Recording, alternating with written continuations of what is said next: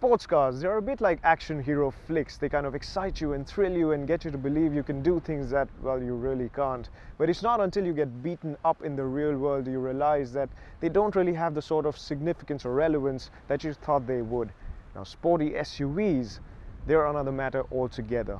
So you can realize my excitement when a brand that is known for its sports cars has decided to make its first sporty SUV.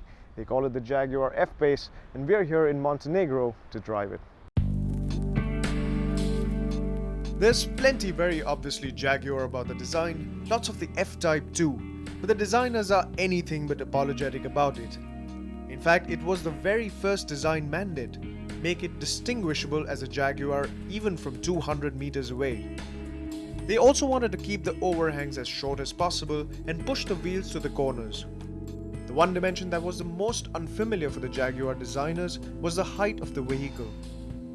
The bulge on the bonnet is reminiscent of the 1968 Jaguar XJ, while the taillights are akin to the ones made famous by the F-Type and the E-Type before it. The silhouette has been designed with the intention of achieving sports sedan-like aerodynamics and a drag coefficient of just 0.34.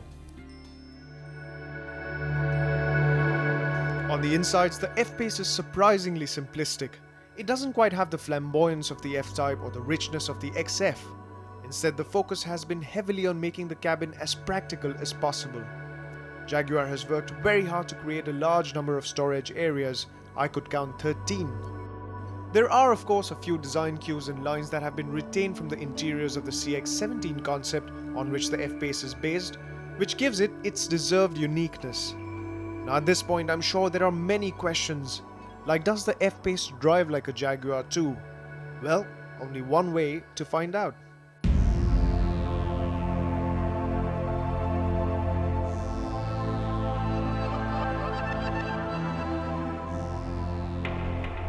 So what is the Jaguar F-Pace? Well, of course it's a crossover. But Jaguar has this special division within its facility.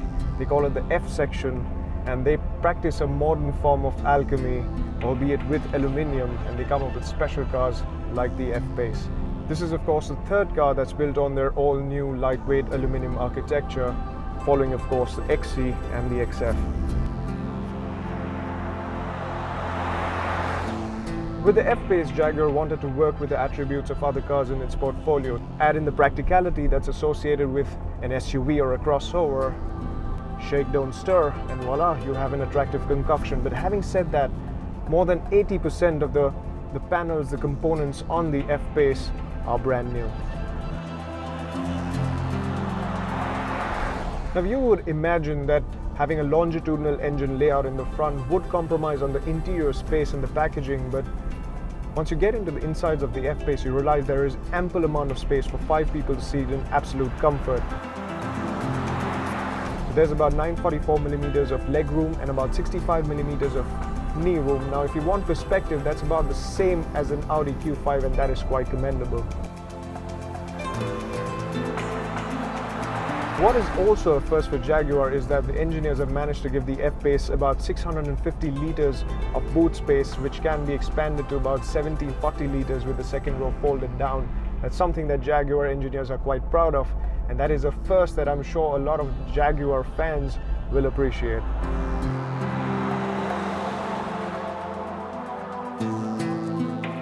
The infotainment system is called the InControl Touch Pro, and it is what Jaguar claims is the best infotainment system in the world. Now it's not got the same sort of features as say the BMW 7 Series with the gesture recognition, but it has more processing power than a Boeing 777.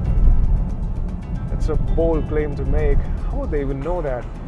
But anyways, that makes this, and Jaguar says this, these aren't my words, the most advanced car that Jaguar has ever built.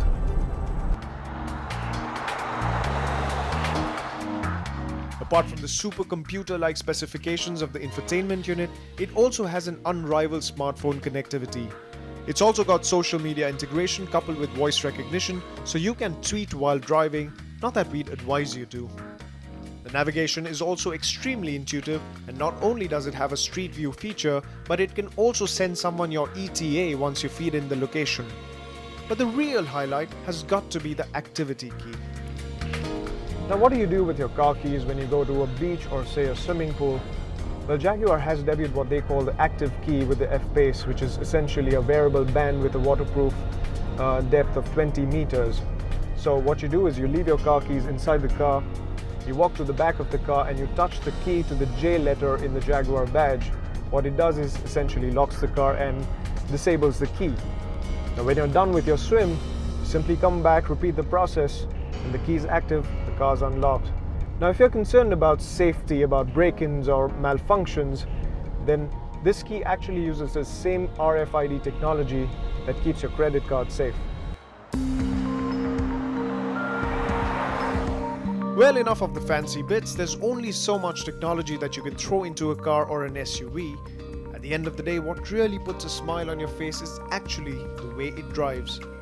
So does the F-Pace drive well enough to put a smile across your face? Now India, at launch, what Jaguar is going to give you is exactly what the majority of you want, which is diesel powertrains. So what you're going to get at launch is a 2-litre 4-cylinder Ingenium diesel engine and a 3-litre V6 diesel. Sadly, at launch, there's going to be no petrol offerings.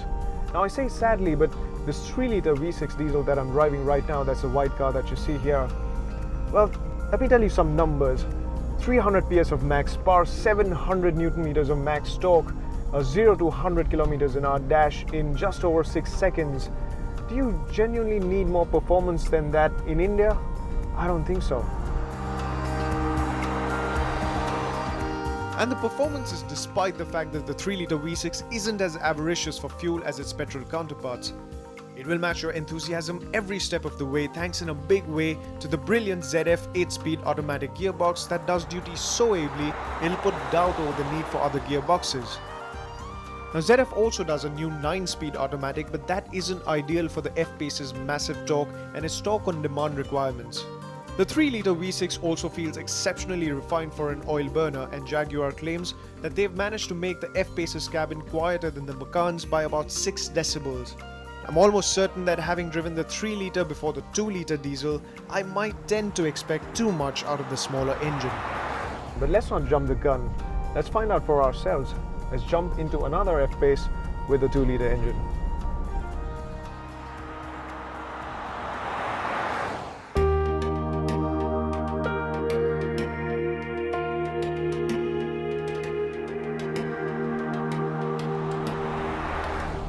Welcome ladies and gentlemen to the Jaguar F-Pace in this beautiful Italian racing red color with a smaller 2-litre 4-cylinder Ingenium diesel engine. The 4-cylinder 2-litre engine comes from Jaguar's new family of fuel-efficient Ingenium engines that you've already seen on the XE. The numbers may not sound too convincing on paper, but 180 PS of max power and 430 Newton meters of max torque, enough to propel the F-Pace to 100 in a reasonable 8.7 seconds. The Ingenium 2-litre also promises to be extremely clean, emitting only about 129 kilograms of CO2 per kilometer. But is the lack of punch really a deal breaker? I must admit that after the 3-litre V6, this does feel a little underpowered immediately. But to its credit, the gearbox does keep it always eager and enthusiastic enough. It always sits on a higher rev range, but as a result of that, you do see a little bit of noise creeping into the cabin when you compare it to the V6. The V6 does feel a little bit more at ease when you compare it to this engine. But when this engine gives you a fuel efficiency figure of around 18.86 kilometers to the litre, I know most of you will not be complaining. Your doubts wouldn't entirely be misplaced if you thought that 180 PS isn't enough power to drive an SUV of this size. But here's where the aluminium architecture becomes a hero. You see, the F-Pace weighs only about 1665 kilograms. That's roughly in the vicinity of a Mercedes-Benz C-Class. Sounds ludicrous, doesn't it? But now for the big question. Does the F-Pace drive and ride like a Jaguar?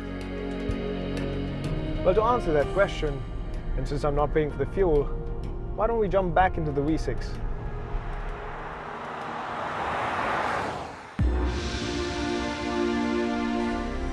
So does the F-Pace ride and handle like a Jaguar should? Well, the answer is a big, astounding yes. In fact, it feels like a raised XC. It's not as soft as the XF. And despite the raised center of gravity, The active dampers work really well to mitigate the roll under cornering or the dive under hard braking. It actually handles like a much smaller car. In fact, it sort of inspires more confidence and excitement, just like the Macan does, than most sedans do. The F-Pace has all but two personalities instead of a multitude, so it doesn't do multiple driving modes, it does just two. The normal mode with the engine, gearbox, suspension and steering set up for maximum comfort and efficiency, and the dynamic, which is, well, self-explanatory. In the dynamic mode, you can also set individual preferences. Now, the suspension system doesn't manage all of this by itself. There are a host of electronic driver aids on board as well. It's got Intelligent Driveline Dynamics or IDD, that's Jaguar lingo for traction control. It's got All Surface Progression Control or ASPC, that's Jaguar's rendition of Land Rover's Terrain Response. It's also got Adaptive Surface Response or ASR and 12 other camera-based driver assistance safety systems. The F-Pace features the same electronically power-assisted system that you see on the F-Type as well. It's one of the better systems that I've actually driven this year. It's got just the right amount of weight in both settings, dynamic and normal. It just goes to show that you can have practicality without compromising on the driving pleasure. Although what I admire the most about the F-Pace is that it isn't a Land Rover masquerading as a Jaguar, it is every bit a Jaguar.